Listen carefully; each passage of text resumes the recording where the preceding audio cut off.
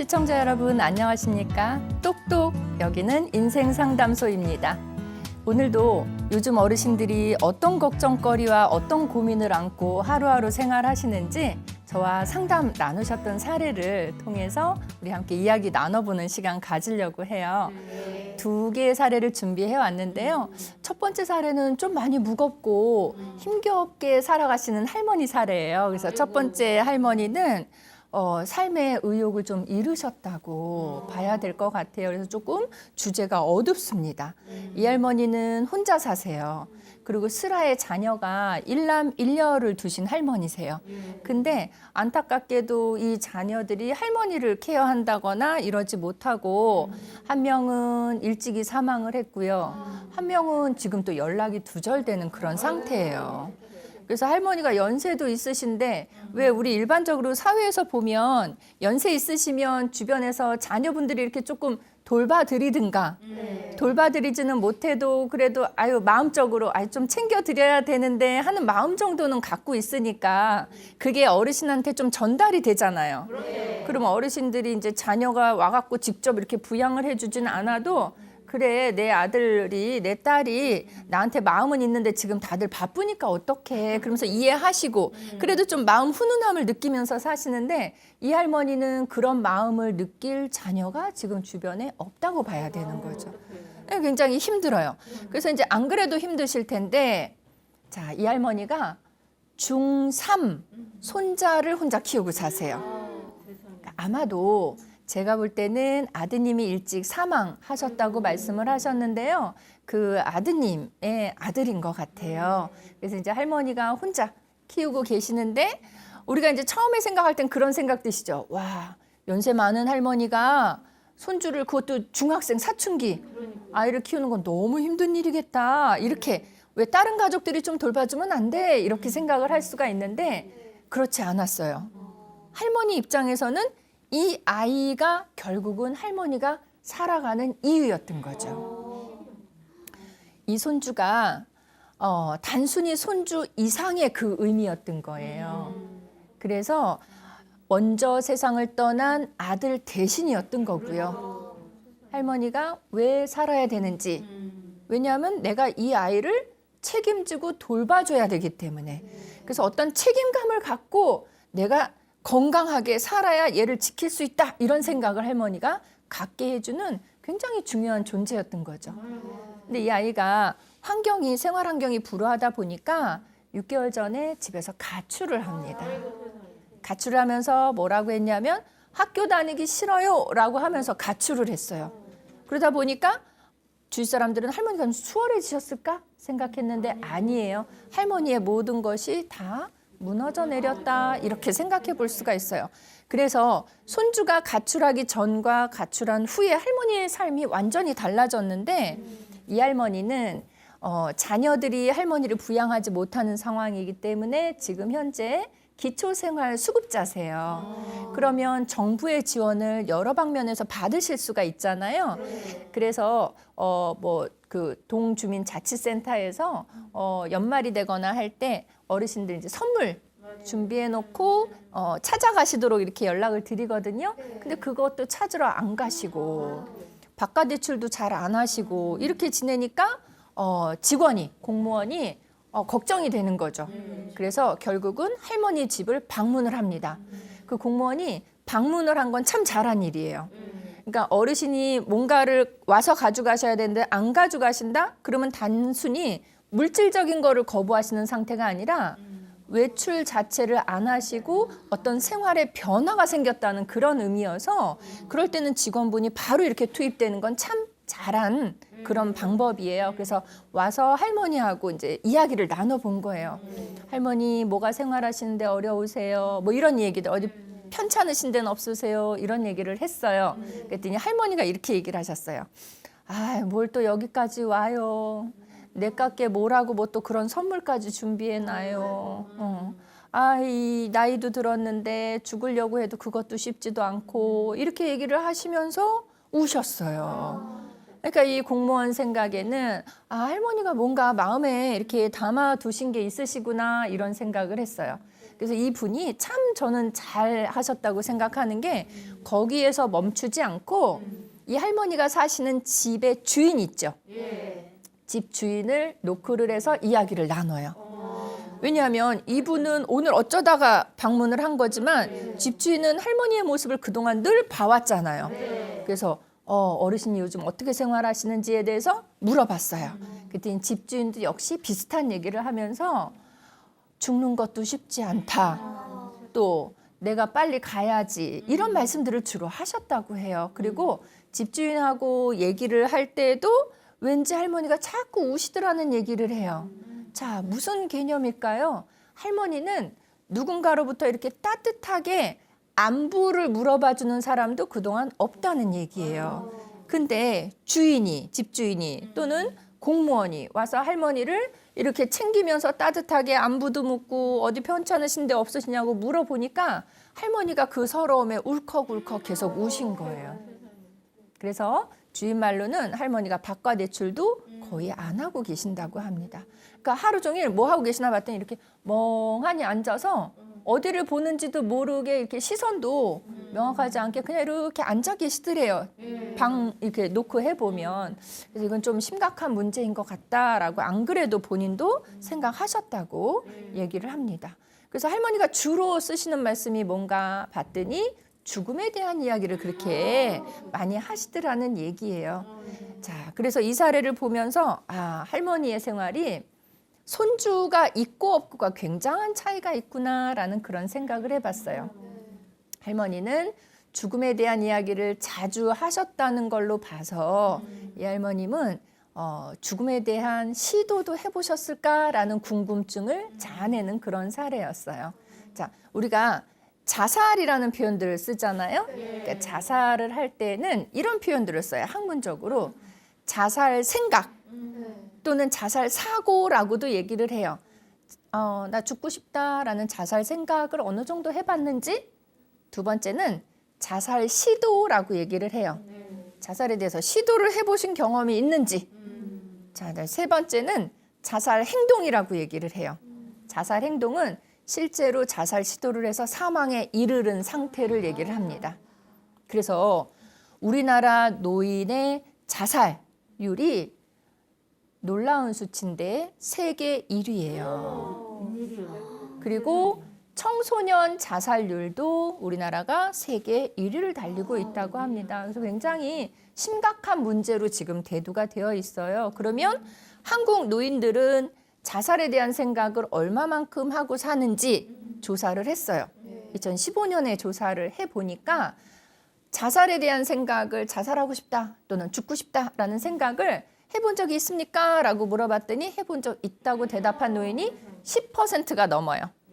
10%면 10분 중에 한 분은 죽고 싶다 이런 생각을 해보셨다니 굉장히 심각한 수치예요.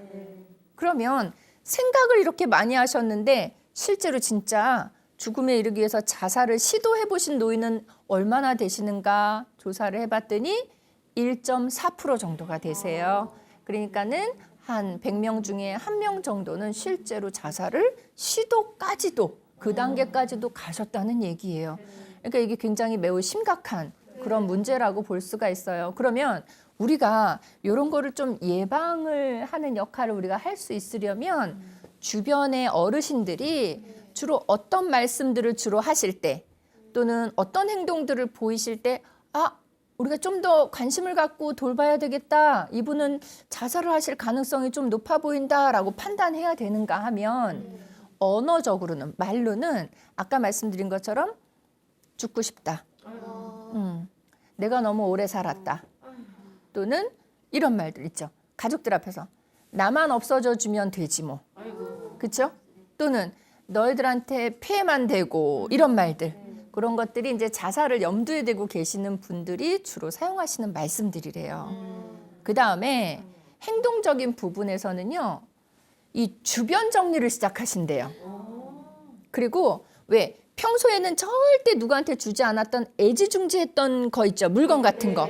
그런 거를 선심 쓰듯이 주기 시작한다는 거죠. 왜 몇십 년 동안 내가 모아왔던 뭐 이런 것들. 그거를 아낌없이 준다는 거예요. 또는 종교 활동을 안 하셨던 분이 갑자기 종교 활동을 하신다든가 또는 보험금을 갑자기 찾으신다든가 뭐 이런 행동들이 보이시면 아니면 예전에는 병원을 잘 안 가셨는데 요즘 들어서 병원을 너무 자주 가신다든가 어떤 뭐 이렇게 특별한 질병이 있어 보이는 거 아닌데 그렇다면 이런 것들이 자살을 생각하고 계시는 분들의 징후라고 여러분들이 생각하시고 주변에 이제 그런 모습을 보이신다 하면 바로 상담센터 도움을 받을 수 있는 곳에 어르신한테 연락하라 그러면 잘 안 하시겠죠. 그러니까 우리가 연락을 대신 해드리는 것도 좋은 방법인 것 같아요. 국번 없이 1393 이렇게 4자리로 연락을 하시면 친절하게 이 부분에 대한 상담을 또 해드릴 수가 있으니까 그것도 생각을 해보시면 좋을 것 같아요. 자, 이 할머니는 지금 아까 말씀을 드려보니까 죽고 싶다 또는 죽는 것도 마음대로 안 된다라는 말씀을 하신 걸로 봐서 죽음에 대한 생각을 갖고 계시고요. 또 하나는 죽는 것도 마음대로 안 된다라는 말씀은 시도도 해보셨을 것 같아요. 자, 그래서 이렇게 자살에 대한 언급이나 행동이 비춰지신 분들한테는 우리가 구체적으로 질문을 해볼 필요가 있어요. 이런 질문들을 해보시면 좋아요. 물론 이 할머니한테도 그 질문을 제가 드렸어요. 할머니, 어떤 상황이 제일 힘드세요? 또 할머니, 하루 중에서는 어느 시간대가 제일 힘드세요? 할머니가 이제 혼자 지내시잖아요. 독거 어르신이니까 할머니 어느 시간대가 제일 힘든 시간대세요? 이런 걸 질문을 해드리는 거예요. 또는 할머니 그 아까 죽고 싶다 뭐 이런 말씀들을 하셨는데 죽음에 대한 생각을 언제부터 이렇게 하셨어요? 언제부터 하셨는지를 물어보는 거예요. 근데 언제부터 하셨어요? 라고 물어봤을 때 진짜 죽음을 생각했던 분들은 죽음에 대해서 진짜 내가 죽어야지라는 마음을 먹었던 분들이라면 한 1년쯤 전부터 또는 뭐 한 6개월 전부터 이렇게 언제가 중요한 게 아니라 구체적으로 그 시기를 대답을 하세요. 대답을 시기를 딱 하신 분들은 진짜 죽음에 대한 생각을 하셨던 분들이에요. 그렇지 않고 할머니 이렇게 죽음에 대한 말씀을 자꾸 하시는데 죽음에 대한 생각을 언제부터 하셨어요? 라고 질문 드렸을 때 아유 그냥 이렇게 사느니 그냥 죽는 게 낫지. 그러니까 왜 우리 어르신들이 그런 표현들 많이 쓰시죠. 이래서 죽겠다. 힘들어 죽겠다. 뭐 아파 죽겠다. 외로워 죽겠다. 그냥 푸념조로 이렇게 죽겠다라는 말씀을 하셨던 분들은 언제부터 죽음을 생각하셨냐고 질문 드리면 딱 구체적인 그 시기를 대답을 못 하세요. 그런 분들은 그래도 좀 안심되는 거예요. 자, 언제부터라는 질문을 했을 때 대답을 시기를 했다고 하면 그 다음 질문은 만약에 할머님 죽음에 대해 생각해 보신 적이 있다고 대답하셨는데 어떤 방법으로 그걸 생각하셨어요? 라고 방법까지도 한번 물어봐 보시면 방법에 대해서도 구체적으로 대답을 하셨다. 그럼 이분은 시도했던 경험이 있는 분이에요. 그럴 때는 우리가 그냥 마냥 듣고 계시면 안 되고요. 바로 위급하게 조치를 취해 주셔야 됩니다. 아까 말씀드렸던 그 자살 관련된 센터라든가 아니면 위기니까 129번이나 112번이나 이런 데 쪽으로 연락을 주시면 또 도움을 받으실 수 있을 것 같아요. 지금 여기 상담해 주셨던 할머니께 그 질문을 드려보니까 할머니는 한 6개월쯤 됐어요. 이런 대답을 하신 거예요. 자, 그러면 할머니가 6개월이라고 대답하신 거 하고 손주가 집을 나간 시기하고 딱 일치하게 되겠죠? 그러니까 이 할머니는 손주가 집에서 가출을 함으로 인해서 손주만 사라진 게 아니라 아들의 흔적도 사라진 거고 나의 삶의 의미, 이유도 사라진 거구나 우리가 이렇게 생각할 수 있을 것 같아요. 그러면 이 할머니가 다시 삶의 활기를 느끼시기 위해서 제가 해드릴 수 있는 방법은 손주를 다시 찾아드리면 해결이 되는 거예요. 자, 상담을 할 때 해결이 될 수 있는 사례가 있고요. 해결이 안 되는 사례가 있어요. 해결이 될 수 없는 사례는 우리가 생각을 바꾸시도록 도와드리는 거고 해결이 될 수 있는 사례는 해결을 해드릴 수가 있어요. 자, 만약에 손주만 믿고 살아오신 할머니인데 손주가 사망을 해서 이렇게 지금 삶의 의욕이 없다. 그건 해결해드리기가 어려워요. 이미 이 세상에 없기 때문에. 그러나 지금은 손주가 사망을 한 상태가 아니라 단순히 가출을 한 상태이기 때문에 손주를 찾아서 또 손주를 집으로 돌아오게 하기 위해서는 저희가 상담과 설득을 계속 해야 돼요. 한번 집을 나갔던 아이기 때문에 집으로 다시 데리고 들어와도 또 나갈 수 있거든요. 그러려면 저희가 노인 상담을 해드리고 있지만 이런 과정은 노인만 상담해드리면 안 되고 손주도 꾸준히 상담을 해줘야 되는 그런 부분인 거죠. 그래야 자 그러면 노인분들이 자살을 하시는 분들의 그 특성을 찾아보니까 할아버지들이 더 많이 하시는지 할머니들이 더 많이 하시는지가 나와 있어요. 자, 우리의 생각하고는 달리 할아버지들이 자살을 더 많이 하시더라는 얘기예요. 근데 그 비율도 할머니하고 할아버지하고 비율을 보면 할아버지가 약 3배 정도나 높다고 합니다. 그리고 연령대별로 전 국민을 대상으로 조사를 했을 때 연령대별로 조사를 해보니까 나이가 많아질수록 자살에 대한 생각, 또 자살률이 높아지더라는 얘기예요. 젊은 사람들에 비해서 약 2배 정도가 노인의 자살 비율이 높다고 합니다. 자, 그리고 노인의 자살에 영향을 미치는 요소들 중에는 만성질환이 또 그 안에 들어있어요. 통증을 견디기가 어려워서 자살하시는 분들도 계시고요. 만성질환 때문에 이제 경제적인 부담이라든가 또 누군가의 돌봄을 받아야 된다는 그런 부담감 이런 것 때문에 또 자살을 선택하시는 분들도 계세요. 그런데 또 긍정적으로 작용하는 부분은 신앙이 있으실 때 종교 활동을 하시는 분들은 자살에 대한 위험도가 상당히 낮게 나타나는 걸 알 수가 있습니다.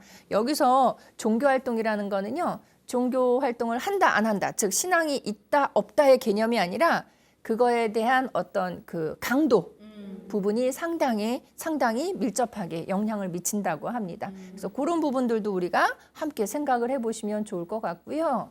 자, 할머니가 누구랑 함께 사느냐도 중요하겠지만 혼자 사시느냐 누군가 함께 사는 사람이 있느냐 없느냐 굉장히 중요한 부분이에요. 자살과 관련해서 지금 사례에서도 볼 수 있는 것처럼 누군가를 내가 나이가 들었지만 사실은 우리가 밖에서 볼 때는 할머니가 부양 돌봄 받으셔야 될 것 같은데요. 이렇게 생각할 수도 있지만 그래도 할머니가 연세가 예를 들어 90이다. 그리고 아들이 70인 아들이 있다. 같이 살고 있다. 그러면 할머니는 자살에 대한 생각을 하시는 비율이 굉장히 낮다는 얘기예요. 내가 얘를 책임져야 된다. 이런 생각을 하신대요. 내가 이 아이의 엄마다. 이 아이 70세신데. 자, 그렇게 생각하시는 거죠. 저희가 상담센터도 운영을 하지만 주간보호센터도 운영을 했어요. 노인분들 주간보호센터를 운영하는데 하루는 75세 되신 할머니가 안 오신 거예요. 아이돌리 치면 학교 결석인 거예요. 무단 결석, 연락 없이. 그래서 할머님 댁에 전화를 했어요. 전화를 드려서 여보세요? 그랬더니 누군가 받으시길래 할머니 저 김할머니 계세요? 그랬더니 그분 말씀이 이렇게 대답하셨어요. 걔 지금 집에 없어요. 75세 할머니를 저희가 계시냐고 물었더니 그쪽에서 대답하시는 어르신이 걔 지금 집에 없어요. 누구실까? 한참 고민을 했죠? 90 넘으신 거예요. 90 넘어와 70 딸이 같이 사시는데 그렇게 노인이 혼자 사시기보다는 누군가와 함께 사신다는 건 죽음에 대한 이런 위험도를 상당히 많이 낮출 수 있습니다. 그래서 이제 저희는 이 손주가 지금 중3이기 때문에 가장 사춘기의 피크라고 할 수 있잖아요. 근데 우리 모두 다 경험하고 지나쳐온 시기이지만 사춘기는 영원하지 않아요. 사춘기는 그때 지나면 그렇게 하라 그래도 본인이 귀찮아서 안 해요. 그렇게. 자, 그래서 요 사춘기 기간 동안을 잘 넘길 수 있도록 우리가 도움을 줘야 해요. 왜냐하면 지금 할머니를 우리가 1세대라고 표현하거든요. 그리고 부모, 그의 자녀들이 있겠죠. 거기가 2세대예요. 그리고 이 손주는 지금 3세대예요. 근데 이 가정은 2세대는 없고 1세대와 3세대만 지금 한 집에서 살고 있어요. 그래서 우리가 이런 가정을 뭐라 그러냐면 조손 가정이라고도 표현하고요. 1~3세대 가정이라고도 표현을 해요. 그러면 이럴 때는 할머니에 대한 상담과 함께 3세대가 청소년기, 사춘기를 잘 극복하면서 잘 넘길 수 있도록 도움 주는 2세대의 역할을 해줘야 돼요. 지금 이 가정에서는 2세대가 없죠. 그러면 사람의 신체로 치면 머리가 있고 팔, 다리가 있는데 중간에 허리가 없는 것과 같아요. 그러면 중심을 잡기가 어려워요. 지금 우리가 이제 노인 입장에서 계속 얘기를 하고 있지만 이 손주의 입장에서 보면 본인을 인생에 대한 가이드를 해주고 롤 모델이 될 수 있는 부모가 지금 존재하지 않기 때문에 이 아이는 굉장히 힘들어요. 위에 버팀목이 없이 혼자 이렇게 휘청휘청 하면서 서 있는 모양하고 같아요. 그렇기 때문에 이럴 때는 복지기관에서 또 이런 여러 가지 사회 자원들이 이 아이를 위한 2세대의 역할을 해주면서 2세대의 역할을 한다는 건 아이에게도 도움이 되지만 할머니에게도 굉장히 든든한 버팀목이 되겠죠. 그런 식으로 해서 상담을 또 유도를 해야 됩니다. 그래서 이제 아이를 찾아야 되죠. 그래서 이 아이를 찾는 부분은 저희가 상담도 하면서 아이를 막 찾아 나설 수가 없죠. 그래서 청소년 센터하고 같이 연합을 해서 청소년 센터에서 이 아이의 학교 친구들이나 주변 친구들하고 연락을 취해서 아이를 찾는 쪽으로 도움을 줬어요.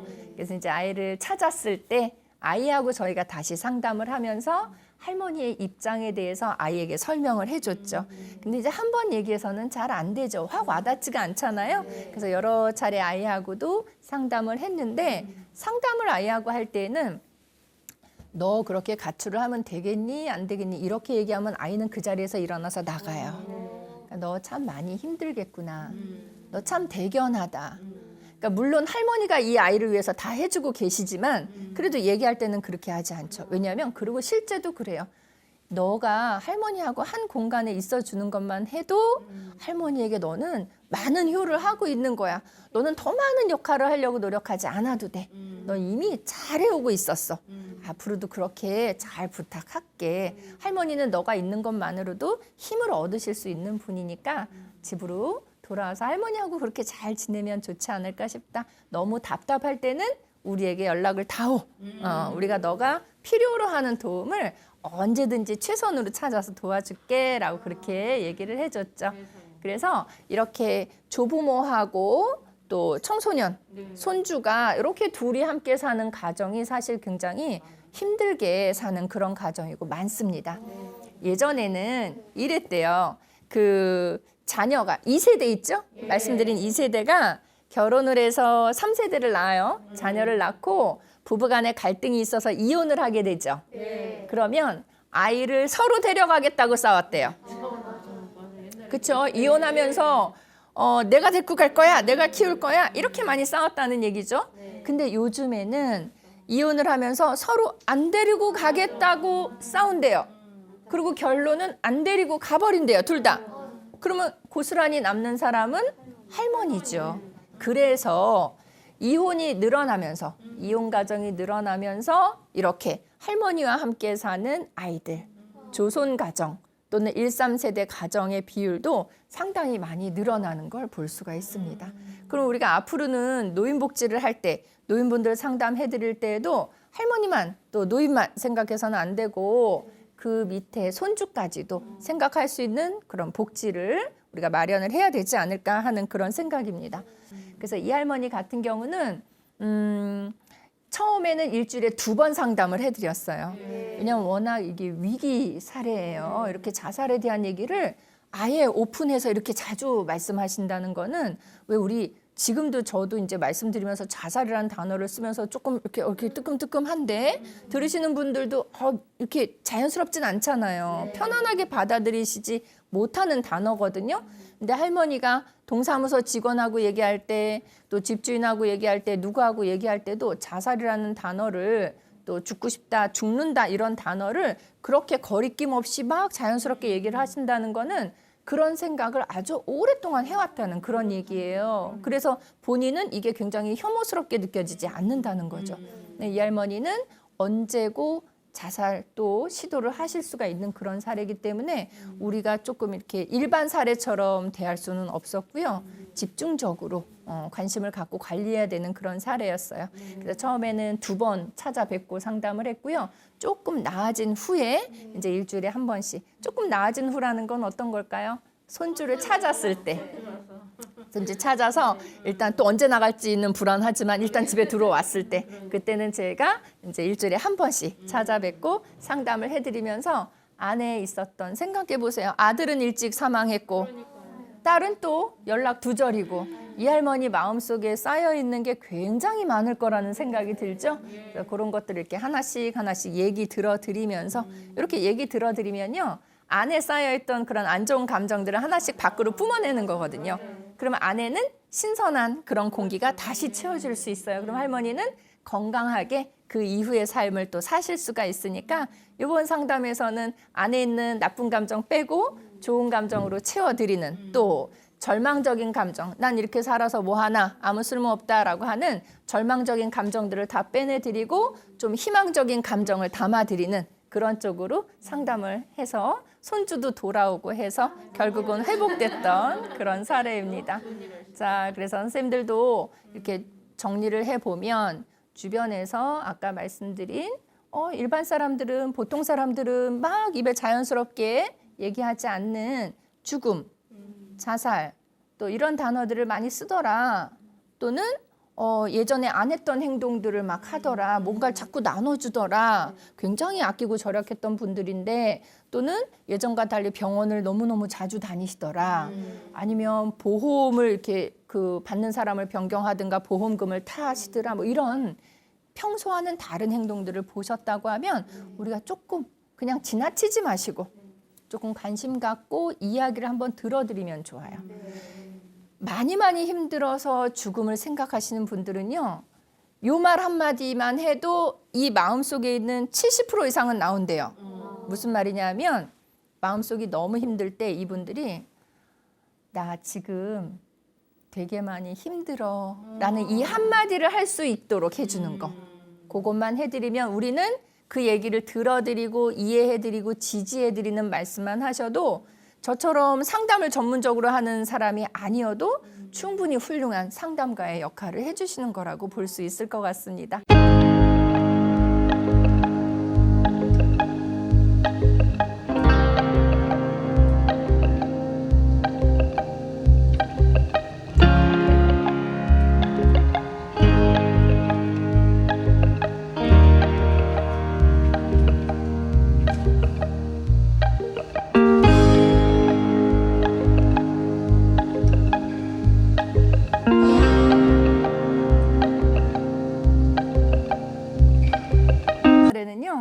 농촌에 사시는 할머님의 사례예요. 굉장히 드문 사례예요. 원래 상담센터를 이용하시는 분들은 대도시에 사시는 분들이 주로 많으세요. 농촌 지역 어르신들에게는 이러한 혜택들이 이렇게 곳곳에까지 잘 미치지 않아서 어르신들이 이렇게 도움이 필요할 때 도움을 받을 수 있는 곳이 어떤 곳인지도 사실 정보도 많이 좀 부족하시고요. 왜냐하면 대도시는 그거 홍보를 많이 하거든요. 그래서 어르신들이 이렇게 저런 데가 있어라고 이렇게 한두 번씩 더 많이 듣게 되시는데 농촌 어르신들은 이 홍보도 잘 거기까지 안 미치고 하니까 좀 힘겹게 사시는 경우들이 있으세요. 근데 농촌 할머니가 저희한테 상담 전화하셨어요. 그리고 대단하신 거예요. 그래서 할머니 어떻게 하셨어요? 그랬더니 아니 그냥 알았어요. 그렇게 얘기하시는데 그러니까 할머니가 라디오도 좀 들으시고 TV에서 이런 거 나오시면 좀 보시기도 하고 하면서 필요할 땐 또 메모도 해놓고 하셨대요. 그러니까 굉장히 현명하신 어르신이라고 생각이 됩니다. 자, 이 할머니는 서촌에 사시는 할머니세요. 근데 이 할머니가 뭘 말씀을 하셨냐면 이렇게 생활하신대요. 그래서 농촌 할머니들 어떻게 생활하시나 제가 엿볼 수 있는 그런 사례였는데요. 아침 드시잖아요. 일어나서 아침 드시면 슬슬 걸어서 경로당 가신대요. 근데 할머니들 왜 우리 한번 그림을 그려보세요. 그 시골 마을에서 농촌 지역에서 할머니가 걸어가시는 모습이 그려져요. 슬슬 걸어서 경로당 가시면 그게 위에서 보면은요. 이 할머니만 가시는 게 아니에요. 비슷한 시간에 다른 할머니들도 다 가시는 거예요. 그러니까 농촌 지역 할머니들이 농번기 때는 농사일 때문에 바쁘시지만 농한기가 되면 농사일을 안 하시잖아요. 그럴 때는 아침에 일어나서 아침 드시고 그러고는 슬슬 경로당으로 이제 한 분씩 두 분씩 모이시는 거예요. 그러면 경로당에서 노신대요. 그냥 별거 안 하신대요. 그냥 누워서 얘기도 나누고 하다가 점심은 같이 지어 드신대요. 거기서 같이 지어 드시고 그리고 집보다는 경로당이 따뜻하니까 따뜻한 곳에서 점심은 거기서 해결하시고 오후에도 계속 느긋느긋하게 이야기 나누고 이런저런 세상 얘기 하시다가 그리고 이제 저녁 지을 무렵이 되면 다시 집으로 돌아오시는 거예요. 그러니까 아침 저녁은 댁에서 드시고 낮 시간 동안은 경로당에서 지내시고 저는 그거 참 잘하고 계시는 것 같아요. 왜냐하면 농촌 어르신들이라고 해서 다 낮 시간을 경로당에서 보내시는 건 아니에요. 그냥 내 집에서 그냥 하루 종일 누워 지내시는 분들이 더 많으세요, 사실은. 그러니까 이렇게 활동적으로 계시는 분들은 훨씬 활기차게 생활하시는 분들이죠. 그러면 이 할머니 말씀이 경로당에 가면은요, 세상 돌아가는 얘기 다 알아요. 그러셔요. 내가 아는 거 하나만 얘기하시면 이쪽 할머니도 아는 거 하나 얘기하고 저쪽 할머니 아는 거 하나 얘기하고 이렇게 하나씩만 얘기하셔도 그날에 여기가 뉴스예요. 노인들이 이제 다 아시는 거예요. 그래서 아 그래? 이랬대? 저랬대? 라면서 이제 진짜 믿을 만한 얘기도 하시고 믿지 못할 얘기도 하시고 이렇게 자연스럽게 얘기를 하시는 거예요. 그래서 본인은 거기가 참 좋으시다고 얘기를 하세요. 그렇죠? 여기가 가족 아닌가요? 그렇죠? 이렇게 같이 하루 거의 대부분의 시간을 함께 보내니까 이곳이 가족인 것 같아요. 근데 이제 할머니도 마음이 좀 안 좋을 때가 있으시대요. 그때가 언제냐면 지금 말씀드린 것처럼 가족처럼 이렇게 지내던 분들이 한 분씩 두 분씩 돌아가셨다는 얘기 들을 때 그럴 때는 경로당에 모이시긴 모이셔도 굉장히 분위기가 다들 침울하시고 어제까지만 해도 막 이 얘기 저 얘기 활기차게 막 그 정말 흔히 말하는 쓸데없는 농담해서 막 짓궂게 이렇게 웃기도 하셨는데 그런 날은 며칠 동안 굉장히 말씀도 없으시고 그냥 밥만 지어 드시고 오신다는 얘기예요. 근데 이분들이 경로당에서 여러 이야기를 나누시다가 이런 얘기가 나왔대요. 우리는 농촌 할머니들인데 서울 할머니들 또는 뭐 도시에 사는 할머니들 이런 얘기가 나왔다는 거예요. 근데 저기 지방이나 농촌 생활 하시는 분들은 그냥 뭐 대전이나 부산이나 이런 데들도 다 대도시지만 그런 데 얘기 잘 안 하세요. 그냥 농촌이 아닌 곳은 서울 이렇게 많이 말씀하시는 거예요. 뭔지 아시겠죠? 서울 이렇게 얘기를 하는데 서울 가면 이렇다더라 이런 얘기를 많이 하시는 거예요. 이분들이 모이셔서. 그러면서 서울에는 복지관도 많대 이런 얘기. 서울에는 경로당도 더 많대. 서울에는 지하철도 공짜래. 자, 여기 대목에서 제가 마음이 쿵 내려갔어요. 다른 거는 어떻게 해결해 드릴 수가 있겠는데 서울에는 지하철이 공짜래. 농촌엔 지하철이 없는 거예요. 그래서 그 얘기를 하면서 이 할머니가 서울에는 경로당도 많고 또 경로당이야 많든 적든 우리도 하나 있으니 지금 이용하고 있으니까 괜찮은데요. 서울에는 복지관도 그렇게 많다면서요. 우리 동네는 없어요. 듣고 보니까 너무 죄송한 거예요. 또 마지막으로 얘기하시는 게 서울에는 지하철이 있어서 서울 노인들은 지하철 타고 온 데 가고 싶은데 다 다닌다면서요. 하는데 저 또 죄송해가지고. 그렇죠? 그래서 서울 노인들은 지하철 타고 여행도 다니고 이런다는데 우리는 아이고 여행은 고사하고 읍내에 장 보러 나가려고 해도 하루에 두세 번 들어오는 버스 시간 맞춰서 기다려야 돼요. 이렇게 얘기를 하세요. 듣고 보니 그래요. 우리가 빈부의 차를 좀 줄이자라는 취지로 만들어진 게 복지예요.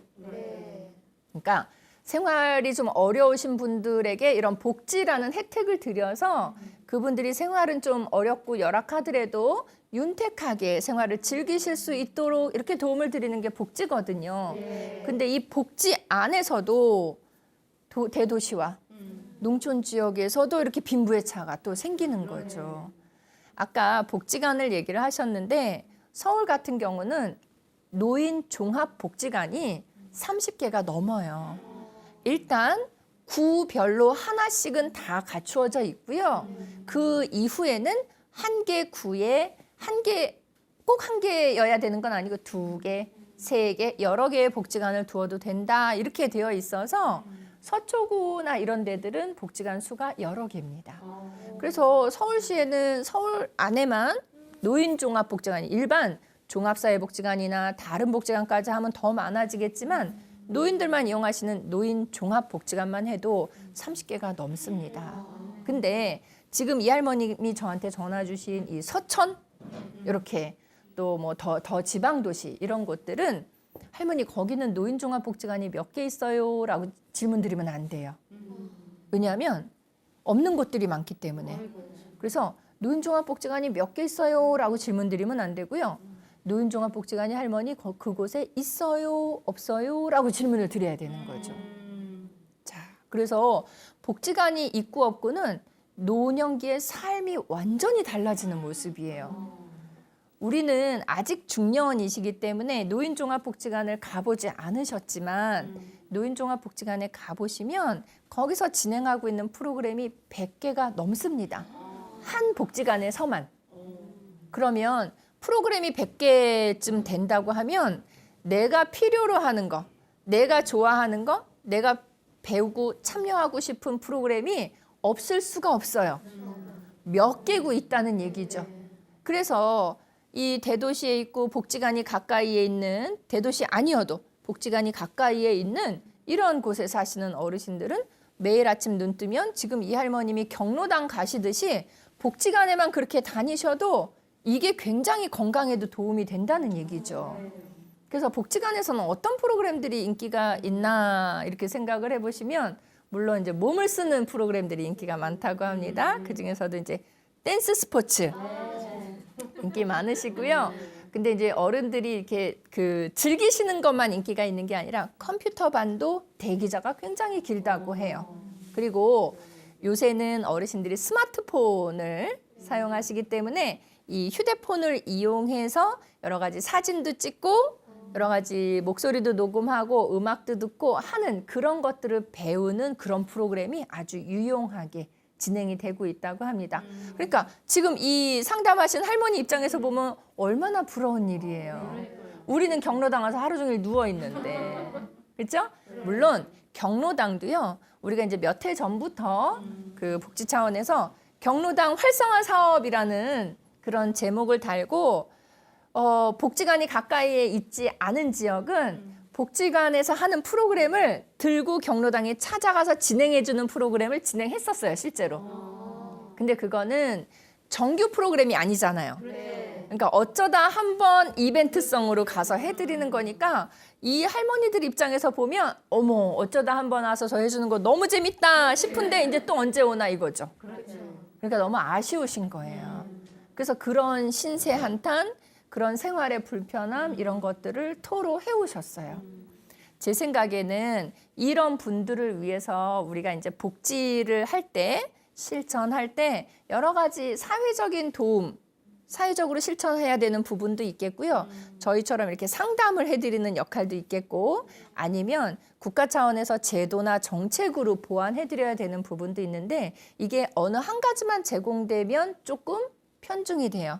그래서 여러 가지가 함께 조화를 이루어서 어른들한테 제공될 수 있어야 될 것 같아요. 근데 이 상태에서 제가 상담해드릴 때 이 할머니한테 그쵸 할머니 제가 지하철을 바로 개통해드리겠습니다. 이렇게 얘기를 할 수는 없잖아요. 그러니까 이럴 때는 지하철 문제는 지하철이 없음으로 인해서 어떤 불편한 점들이 있는지 소개 이야기를 다 들어드리는 거를 해드려야 되는 거죠. 아까 얘기한 대로 장에 한번 갈라 그래도 기다려야 되니까 그리고 장은 나 다 봤는데 집에 가는 차 올 때까지 또 기다려야 되니까 너무 힘드신 거예요. 그러니까 할머니들이 뭐라고 얘기하시냐면 야 성가시다 가지 말자. 그러니까 그냥 여기서 지내시는 거예요. 그러면 그런 동네하고 이 마을이죠. 마을하고는 단절이 되는 거예요. 그래서 제 생각에는 이렇게 농촌 노인들도 우리나라 노인이잖아요. 대도시 노인들도 우리나라 노인이고 그렇다면 앞으로의 정책은 농촌 노인들에게도 대도시 노인들이 지하철을 이용하는 것과 같은 그 정도 수준의 버금가는 혜택이 마련돼야 된다고 생각을 해요. 그래서 이제 정책회의 같은 데 가면 제가 대안으로 제시를 하고 있습니다. 자, 이 어른들에게 지하철을 놔드리는 것까지는 우리가 생각을 못해도 어디 읍내에 나가고 싶다. 뭔가 물건이 필요한 게 있을 수도 있잖아요. 뭐 진짜 겨울이면 추워져서 털신이 필요할 수도 있겠고 그럼 그거 하나 사러 나갈래도 이렇게 힘겨워서는 안 되겠죠. 그러면 동네 안에 마을마다 차량을 소유하고 운전할 줄 아는 분들이 계시겠죠. 그럼 그런 분들 중에 지정을 하는 거죠. 지정을 해서 그분에게 일정 소정의 수고료를 드리면서 이 동네 안에서는 노인들이 어디 읍내나 다른 곳에 다녀와야 될 일이 있으면 그분이 태워다 드리고 태워오는 역할을 하는 거예요. 그러면 별도의 어떤 걸 설치하지 않아도 충분히 이런 분들에게 복지 혜택을 드릴 수 있을 거예요. 예전에 이런 거는 했었어요. 이분들은 이제 지하철이 없으니까 택시를 연결을 하면 택시가 가서 이렇게 모셔다 드리고 오는 게 있었어요. 근데 이 할머니들은 택시라는 거에 또 익숙하지도 않으시고 그리고 누군가 나에게 이렇게 좀 모르는 사람이 이렇게 나를 태워다 주고 하는 거에 대해서 미안하고 고맙기도 하지만 미안하고 해서 어찌할 바를 몰라 하시더라고요. 그래서 그런 거보다는 동네 안에서 이렇게 친숙한 사람 왜 있잖아요. 마을의 일 좀 이렇게 나서서 해주는 분들 중에 운전할 줄 아는 분들이 노인분들 필요시에 모셔다 드리는 이런 이동 차량의 역할을 해주시는 그런 방법들은 우리 어렵지 않게 할 수 있을 것 같아요. 그래서 그런 방법도 생각해 보면 좋겠고 또 하나는 할머니들이 복지관에서 와서 프로그램 진행해 주는 거 얼마나 재밌는 건지를 이미 경험을 하셨어요. 그러니까 앞으로는 복지관들이 조금 신경을 쓰셔야 될 부분이에요. 복지관들이 한 번 이렇게 무슨 뭐 계절에 한 번 이렇게 가지 마시고 뭐 한 달에 한 번 이렇게 가지 마시고 요일을 정해서 무슨 요일에는 무슨 프로그램, 즉 신체활동 프로그램, 또 무슨 요일에는 무슨 프로그램 하루 종일 하시는 것까지는 필요 없고요. 그냥 하루에 하나씩만 와서 해주고 가면 농촌 노인들의 이 복지도 또 향상될 수 있지 않을까 그런 생각이에요. 훨씬 유용할 것 같고 그리고 저는 그런 생각했어요. 복지관들이 대도시에 있는 복지관들은 아까 프로그램이 100개 막 이렇게 말씀드렸잖아요. 근데 농촌 지역은 100개 만들어놔도 그거 다 이용 못 하세요. 그러니까 저는 농촌 지역에는 큰 복지관 말고 소형 복지관의 형태 이렇게 표현하죠. 그런 게 만들어져 있으면 훨씬 유용할 것 같습니다. 그리고 또 하나는 이 상담이라는 게 굉장히 중요하거든요. 상담은 모든 문제를 해결하는 시작도 되고요. 모든 문제를 해결하고 난 마지막도 될 수가 있어요. 그래서 이 농촌 노인들이 저한테 지금 아까 말씀드렸잖아요. 농촌에서 전화 온 건 굉장히 신기한 일이라고. 신기한 일이 아니어야 돼요, 이제는. 상담이 필요할 때 우리나라 사람들이라고 하면 누구나 쉽게 상담을 이용할 수 있는 그런 권리가 있거든요. 그래서 저는 우리나라에서 제일 많은 이 노인복지 시설이라고 해야 되나 기관이 뭔가를 살펴보면 경로당이거든요. 경로당은 곳곳에 있고 선생님들도 다녀보시면 아파트 안에도 여러 개가 있잖아요. 관리사무소 있는데. 그래서 제 생각은 경로당 안에 복지상담소를 하나 다들 설치해두면 어떨까 하는 생각이에요. 복지상담소 사무소를 따로 만드는 것도 물론 뭐 그것도 괜찮겠지만 그거보다는 그러면 할머니들이 상담받으러 거기까지 가셔야 되잖아요. 그러지 말고 이미 경로당은 전국적으로 많이 지어져 있으니까 경로당 안에 직원만 한 명 새롭게 파견해 주시는 거예요. 책상만 하나 놔두시고. 그러면 보세요. 우리가 상담이라는 건 속에 있는 말을 해야 되니까 되게 꺼내기 어렵거든요. 근데 그 복지상담소가 경로당 안에 위치하고 있으면 직원이 늘 와요. 매일매일. 아침 9시부터 저녁 6시까지는 항상 여기 와서 있어요. 그러면서 할머니들하고 얘기도 나누고 할머니들하고 밥도 같이 먹고 이러면 할머니들은 스스럼이 없어지세요. 그래서 속의 얘기를 이런 얘기도 하고 저런 얘기도 하고 진짜 허심탄회하게 하실 수가 있고 이런 불편한 사항들도 바로바로 얘기할 수 있어요. 에이, 서울에 가니까 이게 좋더라. 이렇게 얘기하실 수가 있어요. 근데 이 할머니도 저한테 상담을 하실 때 뭐라고 말씀하셨냐면 경로당 할머니들끼리 이런 불만을 얘기를 했대요. 그랬더니 마지막에 할머니들 중에 한 분이 이렇게 얘기했대요. 그 군청에다가 빨리 얘기해 이랬대요. 근데 이거의 필요성은 다 같이 얘기하면서 합의를 느끼셨는데 군청에다가 얘기해 그랬더니 아무도 안 하려고 그래요.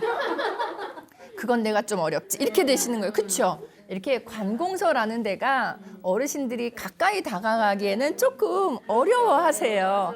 그러니까 아까 말씀드린 것처럼 경로당에 복지상담소가 함께 위치하고 직원이 한 분, 그러니까 뭐 전화 이런 분들처럼 상담해 주시는 분이 한 분씩만 상주하고 계시면 어르신들의 이야기를 바로바로 접수하고 그걸 바로바로 이분이 연결해 주는 역할은 이분이 하시니까 어르신들의 욕구도 금방 파악이 되고 어르신들이 어떤 문제를 갖고 계실 때 그것도 빠르게 바로바로 해결이 될 수 있지 않을까 싶습니다. 그래서 그런 방법들이 필요할 것 같아요.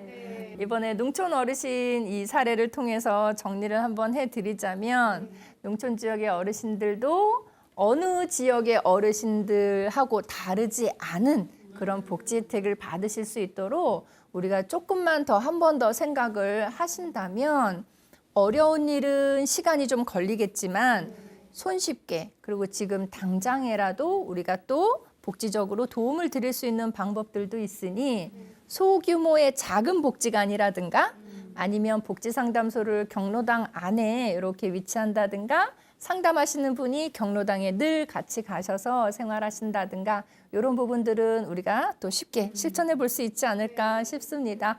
또 어떤 분들은 저기 상담해 드린다고 해서 노인이 아닌 분이 경로당에 앉아 있으면 노인들이 불편해하지 않을까 이렇게 생각하는데 그래도 상담해 주시는 분이 중년 정도 되신 분들이고 그분들이 어르신들하고 친해지면 처음에는 시간은 걸리겠죠. 그러나 친해지시고 나면 딸 같기도 하고 해서 충분히 속의 얘기들을 자유롭게 하실 수 있어서 마음에 담아두시는 그런 불편함은 없을 것 같습니다.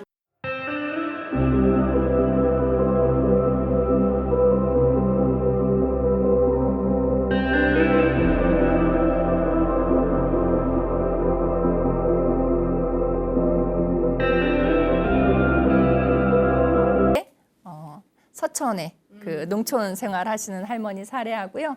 앞에는 좀 우울했던 사례, 삶의 의욕을 잃어버린 채 하루하루 손주를 그리워하면서 살아가시는 할머니 사례를 가지고 우리가 또 노인복지에 대한 이야기, 또 노인들의 생활의 모습들을 좀 이해할 수 있는 그런 시간이었을 것 같아요.